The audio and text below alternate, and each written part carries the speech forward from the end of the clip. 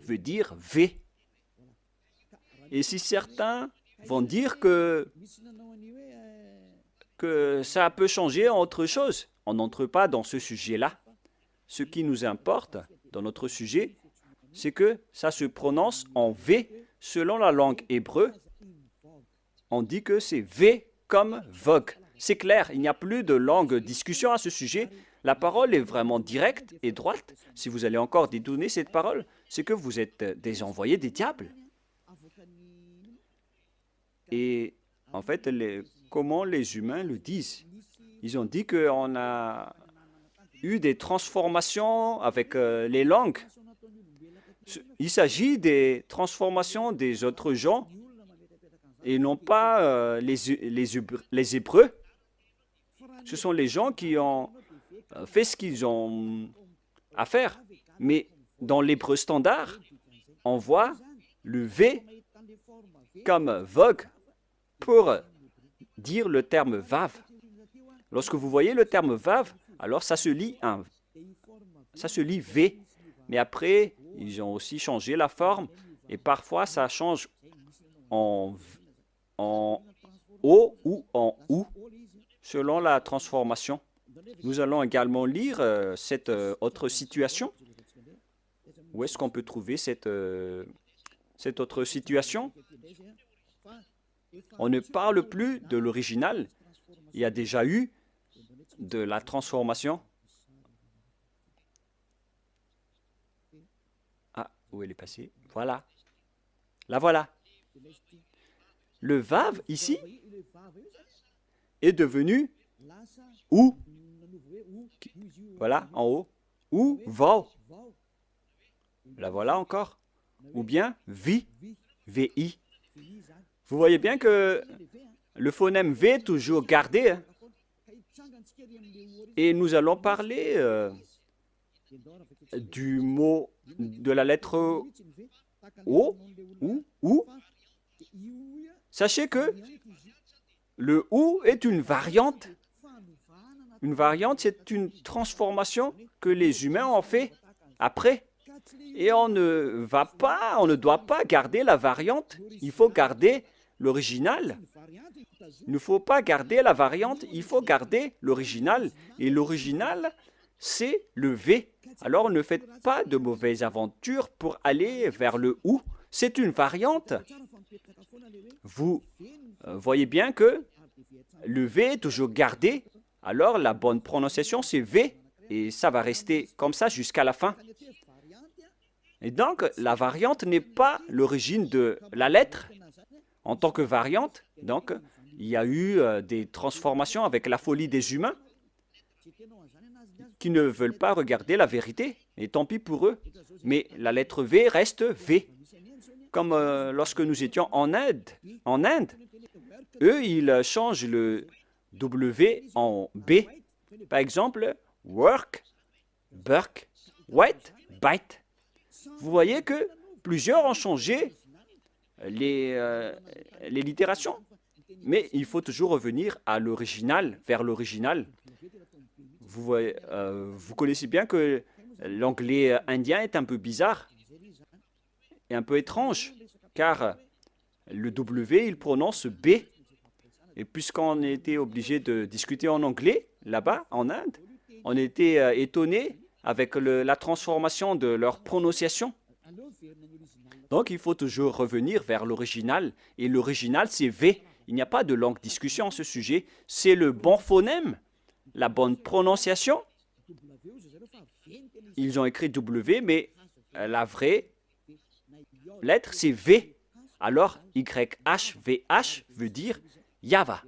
Nous allons maintenant revenir vers l'original dans le livre juif. Comment on lit alors ceci? Vous pouvez afficher Yod, He, Vav, He. Comment on lit ce terme? Où elle est passée déjà? Je l'ai égarée. Voilà. Voilà. Nous allons entrer maintenant. Nous avons vu déjà que Yod, He, Vav, He veut dire Ya. Donc, le W, la vraie lettre qui devrait afficher, c'est V. Et en lecture réelle, voilà, Ya, V, A, H. Car la lecture du reste, on l'a déjà, donc on n'en parle plus. Mais on vient de parler que est-ce que c'est un V ou c'est un W qui doit être placé ici? Et on a déjà précisé que c'est un V qui est correct. Donc le nom du Père Yahva, c'est Yahva. Nous allons maintenant revenir vers le tableau. Je ne parle pas très rapidement, les enfants. Ma vitesse est normale, hein, n'est-ce pas? Allons-y alors. Nous allons maintenant regarder par ici.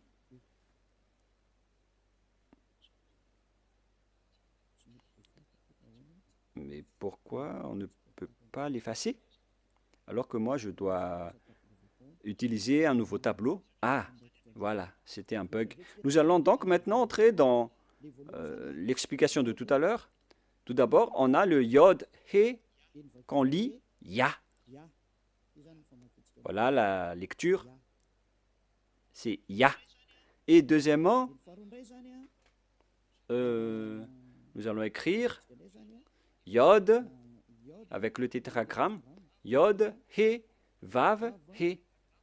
Voilà le tétragramme.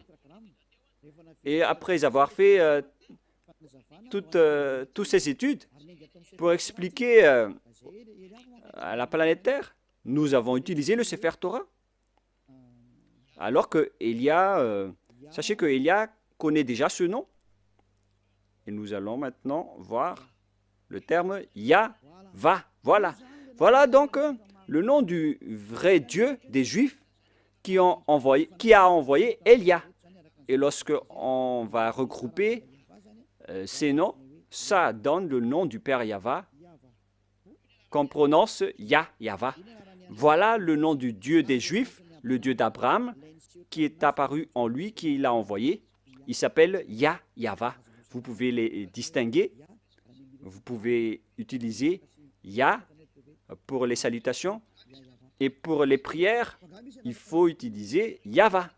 Et si vous allez dire, mais pourquoi il existe deux noms? Oui, bien sûr.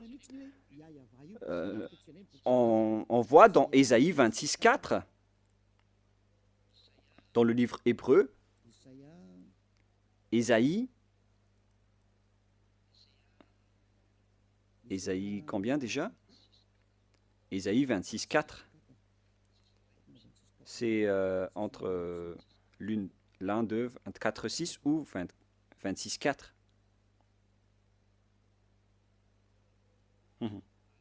Voilà. 26, 4. Voilà. Voilà la parole, la langue hébreu encore, avec ses griffes, avec la traduction à côté. Vous pouvez directement lire. Et ici, dans cette partie, il y a Bia, Yahva. Là, voilà. On voit ici Yahva, clairement, que je vais prendre en photo. Voilà le terme Yahva. Je vais capturer en photo pour que je vous montre au tableau.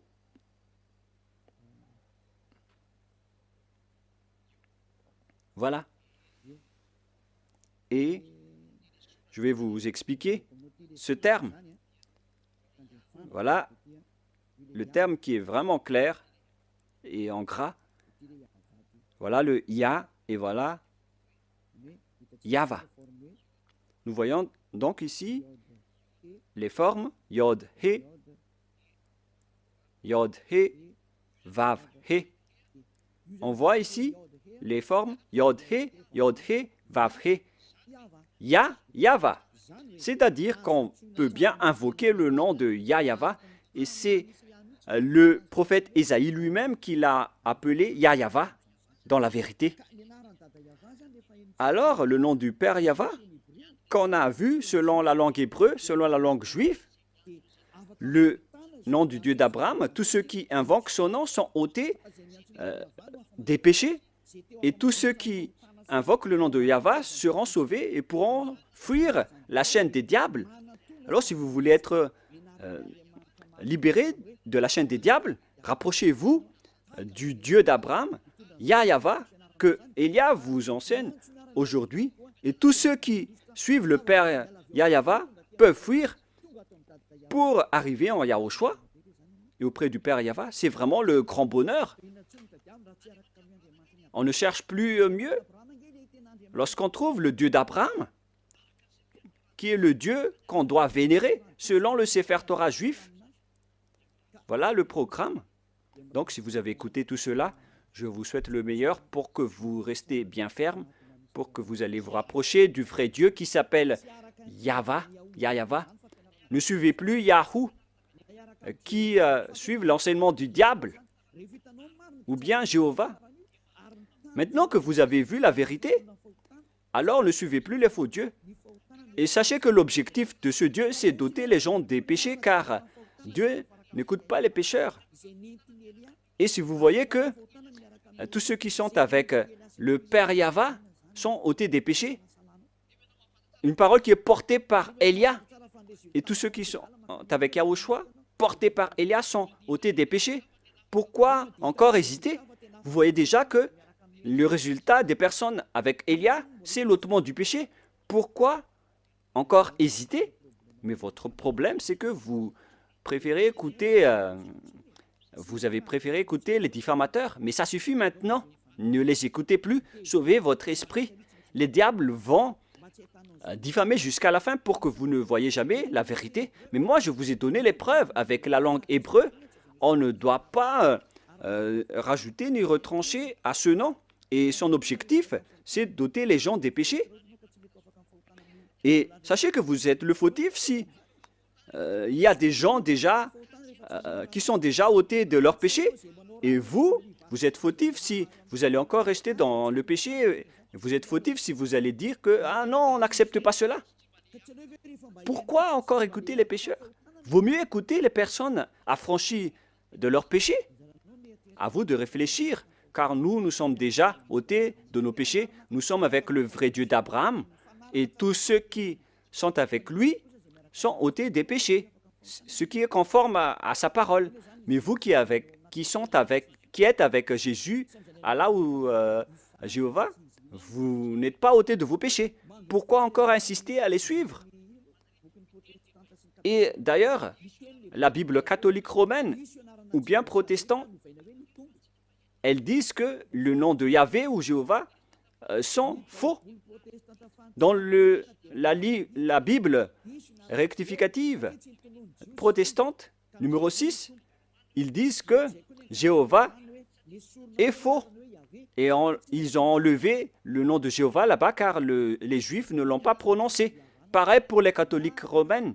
Ils ont enlevé Yahvé car ça n'a pas été prononcé par les Juifs.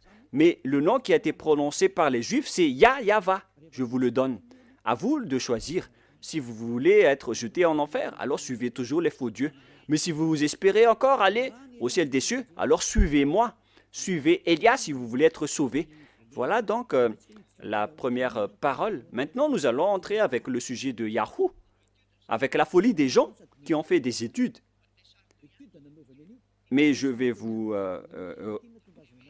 rappeler le même schéma. Lorsque les gens ont changé le nom, et ils ont tous couru vers celui qui a changé le nom. Nous allons voir ça dans le tableau en vous montrant leur folie.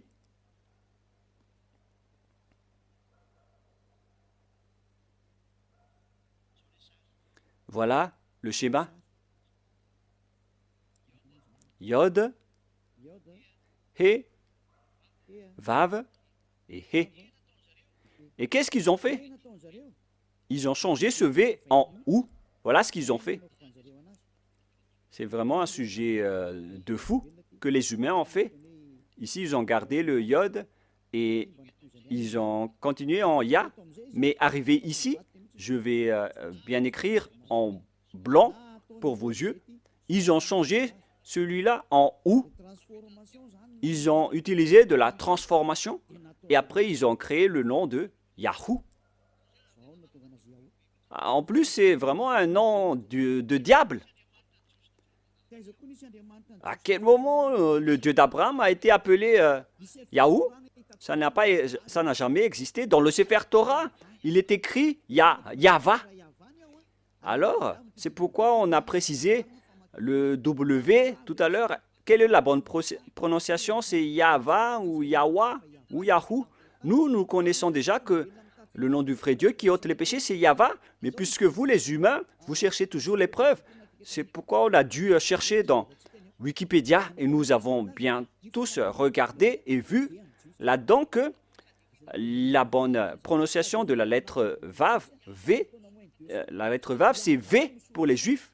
Et depuis les années moins 200, moins 1200, on a déjà vu le nom de Yahva. Mais vous qui aimez tromper les gens, ils ont utilisé par les diables pour créer toutes sortes d'autres noms pour que les gens ne trouvent jamais le vrai nom et la vérité. Et pour tremper les gens dans le péché, ils ont créé aussi le nom de Yahoo et tout le monde est tombé dans le piège car les gens aiment bien suivre les mauvaises choses. Ça suffit maintenant. C'est depuis 2000 ans ou 4000 ans pour certains que vous avez été tués par les diables. Revenez vers la vérité maintenant car derrière ça, ça va être le pire danger. Le danger est déjà en cours. Vous allez avoir le cœur fatigué. Ça suffit pour cette parole. Mais moi, je vous dis qu'il y a une raison pour cet enseignement et cette parole. Mais je répète encore que ça, c'est de la folie. Je vais bien écrire. C'est de la folie. Ça n'existe pas du tout. Ce Yahoo. Voilà. Alors, n'entrez plus dans ce sens-là la prochaine fois. Vous avez tout entendu concernant l'enseignement. Vous avez les bases. Le vrai nom, c'est Yahva. Voilà le vrai nom. Il faut bien la garder. La prononciation de ce Yod, He, Vav, He, selon les Juifs, anciens ou modernes, c'est Yahva. Voilà. Je vais maintenant transformer en jaune pour que vous voyez bien. Voilà le Yahva.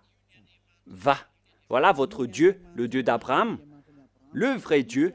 Il faut l'appeler maintenant. Si vous le suivez, vous allez être ôté de vos péchés et vous ne péchez plus. Voilà le Yah, par ici, le Yahva.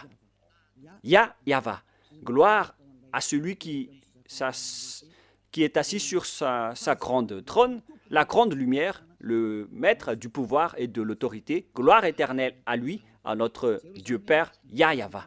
Voilà donc la réponse à la première question. Qui est le vrai nom de Dieu? C'est Yahva ou Yahva. Voilà donc pour cet enseignement, nous allons entrer dans la seconde partie, le deuxième enseignement. Pour continuer cette parole, nous allons toujours suivre la parole pour ne pas être induits en erreur. Et dans le deuxième enseignement, nous allons entrer maintenant. Et si vous allez dire que ça fait déjà plus d'1h20, ambassadeur de Yahushua, bon, nous allons nous arrêter à cette deuxième enseignement et on va continuer la prochaine fois. C'est pourquoi je vous dis que notre enseignement est long aujourd'hui, mais on va en rester là en parlant d'abord du sujet des 10 commandements d'Israël qui ont été observés en France, à Madagascar, en Amérique ou partout où vous êtes allé. Qui vous a dit de faire cela? La deuxième preuve, pour les gens qui ont changé le nom du Père Yahva en Yahoo, en Jéhovah ou en Yallah, ils sont tous pécheurs. C'est pourquoi le titre, Jésus n'est pas du tout vrai. Il rend les gens pécheurs. Et d'ailleurs, dans l'introduction, on a déjà dit qu'ils sont tous pécheurs. Je vous ai déjà aussi donné la preuve que le nom a changé. Alors, tous ceux qui ont changé ce nom sont tous pécheurs. Pour ceux qui l'ont changé en Jésus, en Jéhovah ou en Allah, vous êtes tous pécheurs. Et si vous êtes musulman, et si vous allez dire qu'on n'est pas concerné, non, justement, vous êtes concerné, il faut lire dans votre livre. Car, en même temps, Allah ou Mahomet ou Mohammed, ils ont tous dit que vous devez suivre et respecter le Sefer Torah en tant que vrai musulman. Voilà ce qui est écrit dans votre livre. Vous pouvez confirmer par une recherche. C'est votre prophète musulman qui a dit que vous devez revenir vers le Sefer Torah. Et le Sefer Torah précise bien que le nom du Dieu d'Abraham, qui a été appelé par Moshe, que vous ne pouvez jamais nier, vous devez accepter et respecter Moshe. Et Moshe connaît bien que le nom propre de ce vrai Dieu, c'est Yahweh. Donc, vous êtes fautif en changeant le nom de ce Dieu en Allah. Même vous connaissez que le nom propre de votre Dieu est Allah. Vous appelez Allah avec son nom propre. C'est Allah, vous ne pouvez pas le nier, alors que c'est votre propre Dieu lui-même qui dit de regarder le Sefer Torah juif qui est à la fois guide, lumière et vérité.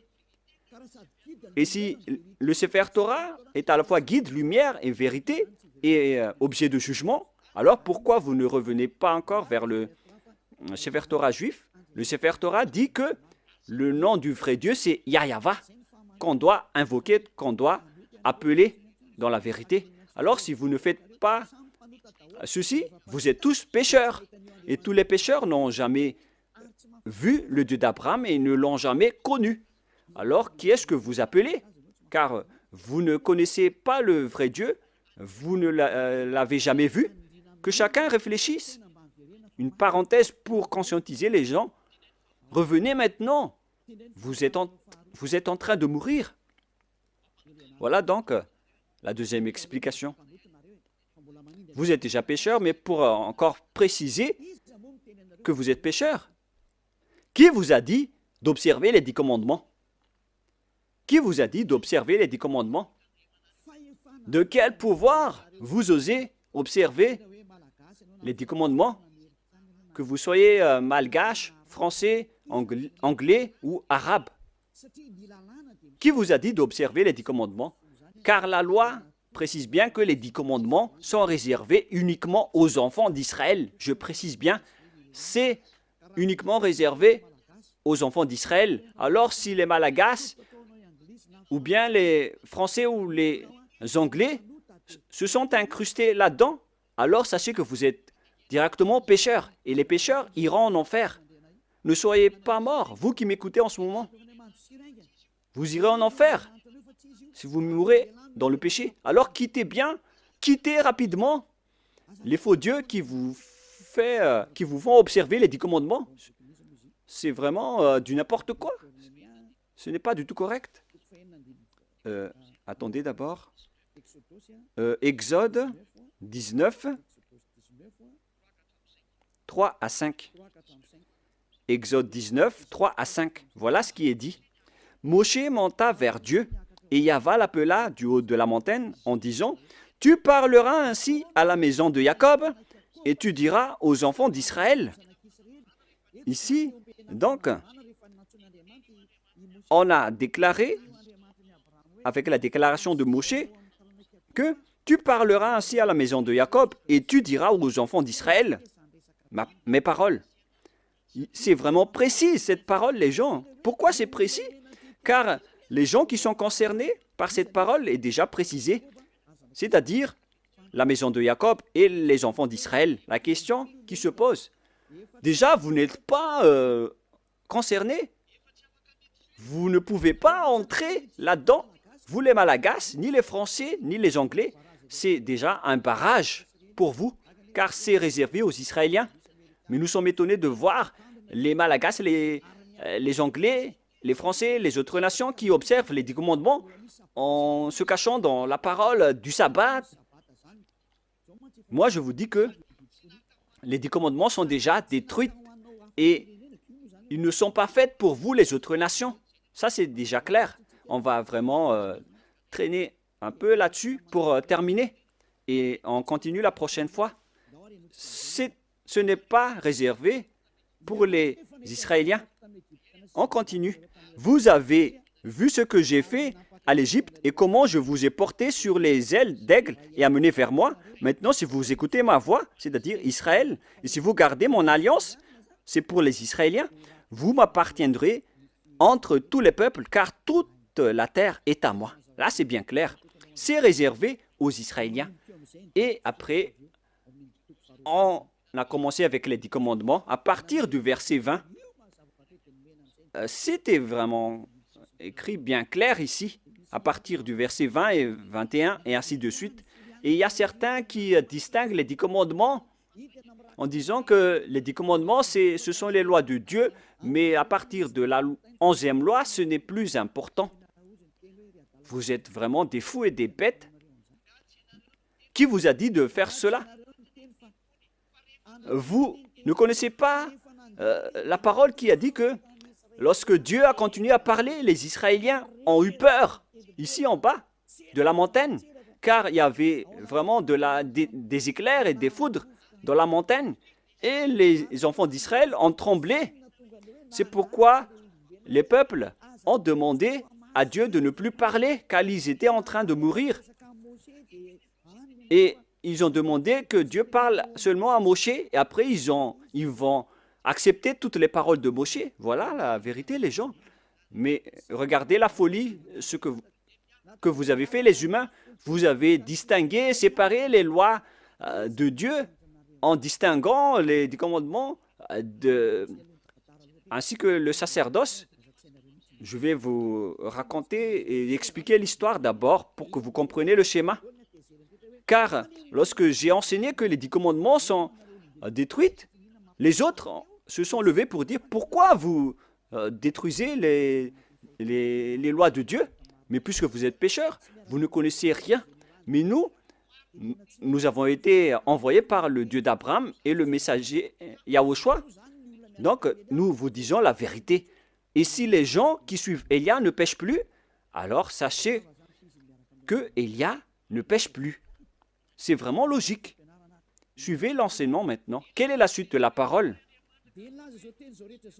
Et Dieu a dit toutes ces paroles, etc., en disant qu'il ne faut pas commettre de vol, ne commettez pas de mensonge. Verset 18, après les 10 commandements, il était sur le point de parler de la 11e, de la 12e et de la 13e, mais je précise bien que à la 10e commandement, les Israéliens n'ont plus supporté. C'est dans Exode 19, 18. Et lorsque les gens, la montagne de Sinaï était tout en fumée parce que Yahva était descendu au milieu, cette fumée s'est levée comme la fumée d'une fournaise et toute la montagne tremblait avec violence. Verset 19. Le son de la trompette ralentissait de plus en plus fortement. Moïse parlait et Dieu lui répondit à haute voix. Ainsi Yahva descendit sur la montagne de Sinaï et sur le sommet de la montagne, Yahva appela à Moïse sur le sommet de la montagne et Moshe monta.